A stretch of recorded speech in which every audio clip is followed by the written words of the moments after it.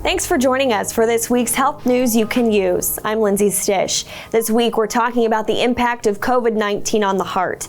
I'm here today with Dr. James O'Keefe, a preventive cardiologist at St. Luke's Mid-America Heart Institute. Thank you so much for joining us. Thanks, Lindsay. Nice to be here. Doctors and researchers continue to learn more about this new virus.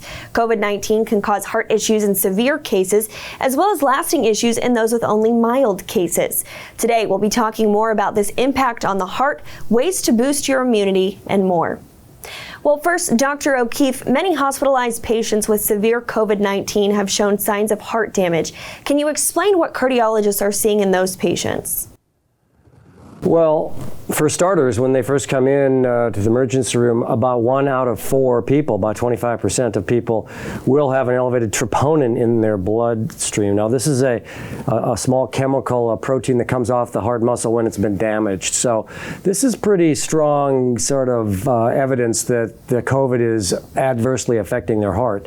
We have a few patients on the hospital service all the time that have COVID-related reduced ejection fraction, and that's basically like when the heart fails, it loses its pumping capacity.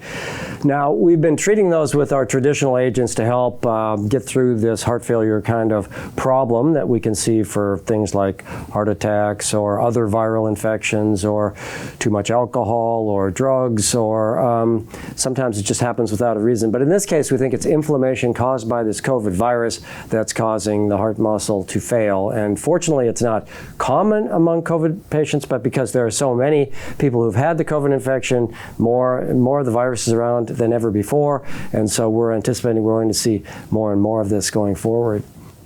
Now, once these patients recover, are there any long-lasting impacts on their heart?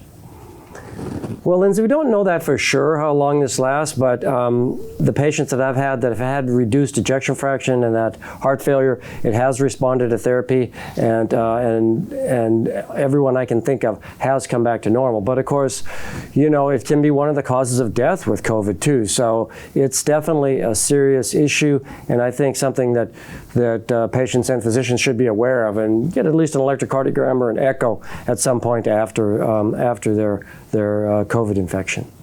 Now, studies show people who have mild COVID symptoms or are even asymptomatic can also have heart inflammation. Can you talk more about that? Yeah, we don't know for sure what the incidence of that is, but it's definitely something to keep in mind. And I tell my patients that if you have been diagnosed with COVID illness, you should take it easy. I mean, don't be doing real strenuous exercise while you have this infection. Give it at least a couple weeks where we don't want you laying around, but you don't need to be doing long runs, for example, or really strenuous workouts. Now, people with previous heart issues or high blood pressure have a higher risk. Is it true that people who were previously healthy can also have these heart complications with COVID? Yeah, the heart complications with COVID, as with the general complications like respiratory problems, seem to happen more often in people who have pre-existing cardiovascular conditions like heart disease, previous heart attack, valvular heart disease, high blood pressure, diabetes, even high cholesterol. So those are risk factors, but for people that don't have any risk factors and even have asymptomatic infections, it is still possible to come down with cardiac problems from it. So even in those people, I think it's good to stay well hydrated, make sure you're getting your sleep, don't be consuming excess alcohol, smoking, or certainly taking any illicit drugs. Okay, now shifting to prevention, what are some steps we can take to boost our immune systems this winter? The standard advice for boosting the immune system tends to hold for COVID as well. You want to get your rest, exercise, but not to extremes. I think it's a good idea for most people to take a small to medium dose of vitamin D3, like say 1,000, 2,000 international units per day.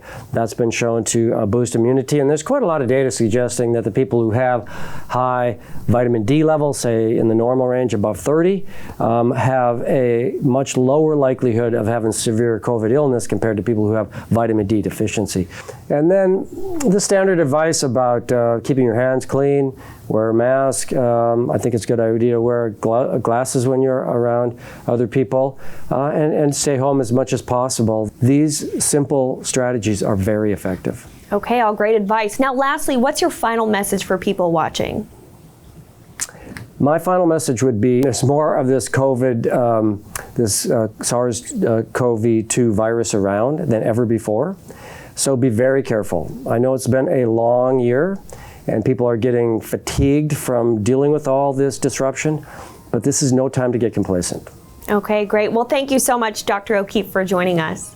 You can also stay up to date with all of the latest developments on the COVID pandemic and other health news from St. Luke's at stlukeskc.org/news. Thanks again for watching. We'll see you next time on Health News You Can Use.